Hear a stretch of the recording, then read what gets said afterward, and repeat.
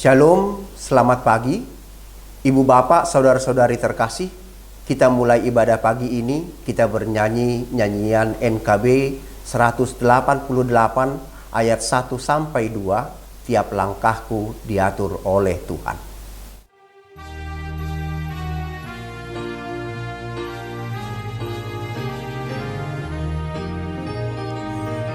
Tiap langkahku diatur oleh Tuhan, dan tangan kasih-Nya memimpinku.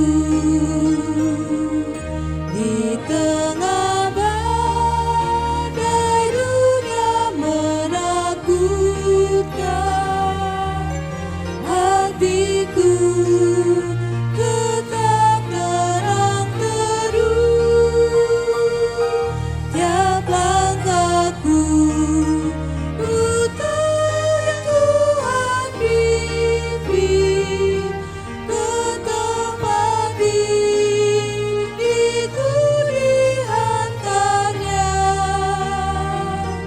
hingga sekali nanti aku tiba di rumah Bapa surga yang bakal. Di waktu imanku mulai goyah, dan bila jalanku hampir sesat, ku pandang Tuhanku penebus dosa. Ku teguh sebab Dia dekat. Tiap langkahku ku tahu yang Tuhan pimpin ke tempat diriku dihantarnya, hingga sekali nanti aku tiba di rumah Bapa surga yang bakal.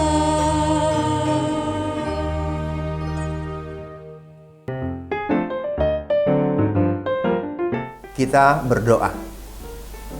Kasih karunia dan damai sejahtera dari Allah Bapa kita dan dari Tuhan Yesus Kristus menyertai kamu.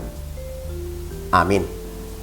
Firman Tuhan untuk kita hari ini, Rabu 8 Mei 2024, tertulis dalam Roma 8 ayat 31, beginilah firman Tuhan. Sebab itu, apakah yang akan kita katakan tentang semuanya itu? Jika Allah di pihak kita, siapakah yang akan melawan kita? Dalam bahasa Batak Toba dikatakan, Oppe ahamadohonot tadisi, molo di bata dongata, isema alota. Demikian firman Tuhan. Ibu bapak saudara-saudara yang dikasihi Tuhan, pernyataan terindah bagi kita orang percaya adalah Immanuel, Allah beserta kita. Pernyataan ini menunjukkan bahwa Allah berada di pihak kita untuk membela dan memenangkan segala perkara kita. Allah membela dan menebus kita dengan menghapus hukuman bagi mereka yang ada di dalam Kristus Yesus. Allah mengutus anaknya Yesus Kristus dalam rupa daging, menjatuhkan hukuman atas dosa, sehingga kita hidup menurut roh, bukan menurut daging. Allah sepenuhnya di pihak kita. Jika Allah di pihak kita, siapakah lawan kita? Tidak seorang pun dapat melawan kita.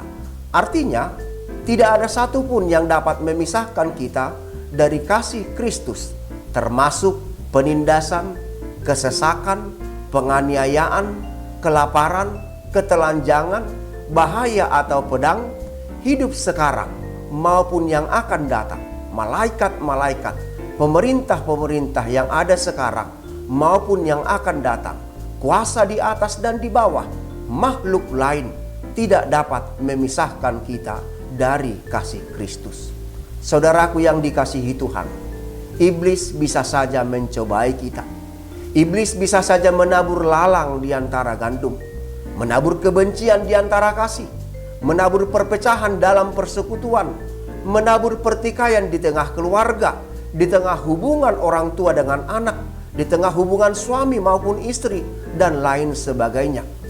Orang jahat bisa saja mencuri milik kita, tetapi Allah turut bekerja dalam segala sesuatu untuk mendatangkan kebaikan bagi kita yang mengasihi Dia.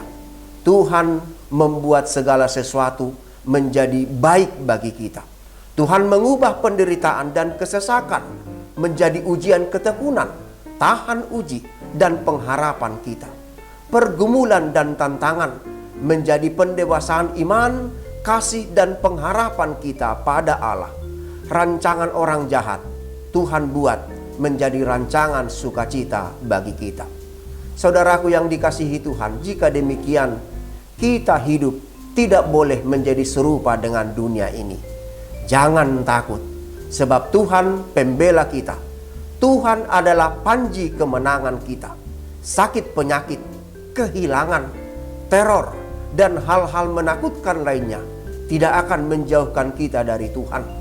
Pembelaan Allah membuat kita semakin mencari kerajaan Allah dan kebenarannya. Semuanya akan ditambahkan. Bahkan Tuhan memberkati hidup kita dalam kelimpahan.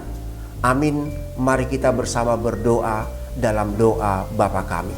Bapa kami yang di surga, dikuduskanlah namamu. Datanglah kerajaanmu, jadilah kehendak-Mu di bumi seperti di sorga. Berikanlah kami pada hari ini makanan kami yang secukupnya. Dan ampunilah kami akan kesalahan kami, seperti kami juga telah mengampuni orang yang bersalah kepada kami. Dan janganlah membawa kami ke dalam pencobaan, tetapi lepaskanlah kami daripada yang jahat. Karena Engkaulah yang empunya kerajaan, dan kuasa, dan kemuliaan sampai selama-lamanya. Amin. Anugerah Tuhan kita Yesus Kristus, kasih setia Allah Bapa, persekutuan Roh Kudus menyertai kamu sekalian.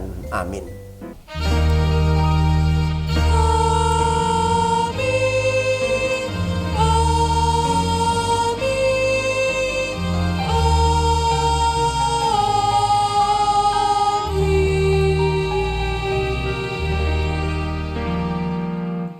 Ibu bapak saudara-saudara yang dikasihi Tuhan, selamat beraktivitas.